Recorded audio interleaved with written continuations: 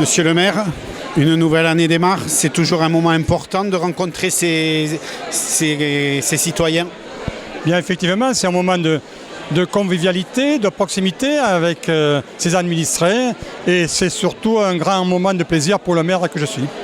Alors des vœux toujours avec les réalisations 2007, ça a été riche, une année riche en réalisations. Oui, dans le prolongement de ce qui se fait maintenant depuis une vingtaine d'années, puisque ça fait 20 ans que je suis aux affaires. Bon, malheureusement, ces temps où nous réalisions plein de bonnes choses pour les Agilmotiens semblent au moins partiellement révolus, puisque bon, les temps sont difficiles économiquement, mais aussi à cause des baisses de dotation d'État.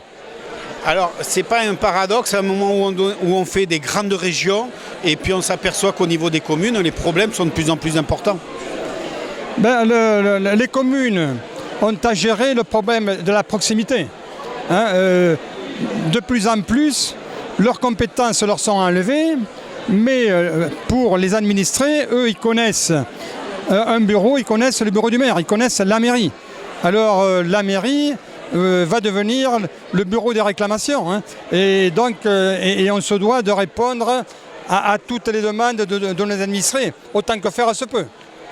Quand on est un élu, avec tout ce que vous nous dites, c'est quand même de plus en plus difficile d'y croire. Ben, c'est un peu la quadrature du cercle. Bon, il faut faire mieux avec moins, et cela d'année en année. Bon, alors il arrivera un moment où la ficelle, elle finira par casser. Et là, je crois qu'on est pratiquement à un point de non-recours, puisqu'on annonce un certain nombre de collectivités, puisqu'au-delà des municipalités, il y a aussi les départements qui sont au bord du gouffre, pratiquement.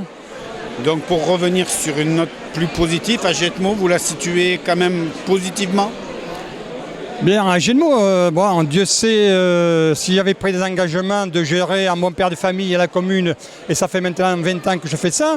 J'ai passé de nombreuses années, non seulement où on maintenait les impôts, on les baissait. Malheureusement, maintenant, même de manière raisonnable, on est obligé d'avoir recours à des petites augmentations d'impôts qui sont toujours préjudiciables, puisque les impôts, on en paye toujours trop. Mais enfin, c'est pratiquement, vu les charges nouvelles qui nous incombent et l'imputation des dotations d'État, c'est pratiquement le passage obligé. Et je peux vous dire, c'est tous les jours de plus en plus difficile. Avec quand même dans ce paysage une bonne nouvelle pour les jeunes, c'est l'EHPAD qui va être refait? Oui, mais enfin, bon, ça c'est un projet à long terme. Parce que entre les annonces de sa réalisation et après la réalisation, il peut se passer 4 ou 5 ans. Parce qu'il y a les engagements, après il y a les marchés, il y a les travaux. Voilà, donc c'est un projet à moyen terme, disons. C'est pas...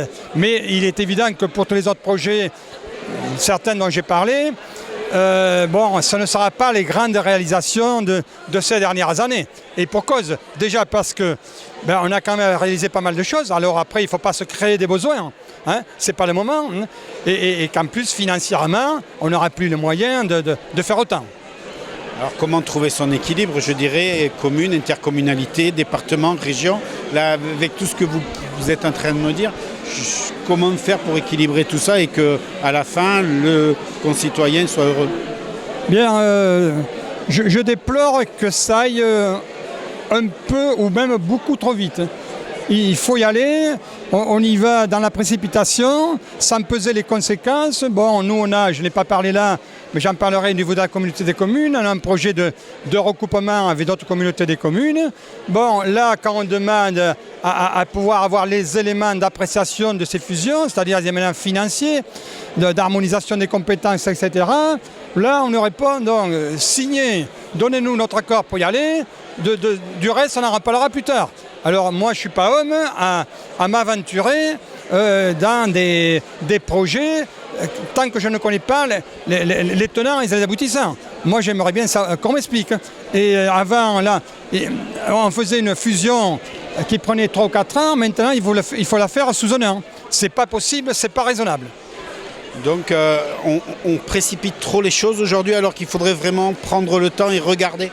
Mais oui, surtout que c'est des problèmes très complexes, notamment au niveau de la fiscalité, entre une communauté de communes qui, comme nous, a de la fiscalité additionnelle et d'autres communautés qui ont la fiscalité dite de taxes professionnelles. Donc ce n'est pas la même chose, donc il faut harmoniser. Mais cette harmonisation aura des conséquences sur les finances et des budgets des différentes collectivités. Donc c'est des choses sérieuses. On ne peut pas le faire dans la précipitation, on ne peut pas le faire parce que certains ont décidé qu'il y a des élections en 2017 et que tout soit mis en place avant 2017. Non, ça, ce n'est pas normal. Et je le dénonce. Une note positive quand même pour finir? Ben oui, bon, il faut rester optimiste. Hein. Bon, l'année 2015, bon, on a vu, et je viens de l'indiquer à mes administrés, on a eu des événements tout à fait exceptionnels et déplorables. Bon, j'espère que 2016, bon, ces problèmes seront derrière nous, encore qu'il faut rester vigilant, il faut rester prudent. Hein. Mais bon, il faut être optimiste encore une fois. Ben, je souhaite à tous mes administrés, je souhaite à la France une excellente année 2016 et qu'il y ait un redressement économique et bon, qu'on ne soit pas atteint par ces problèmes de violence bon, qui sont vraiment catastrophiques. Hein.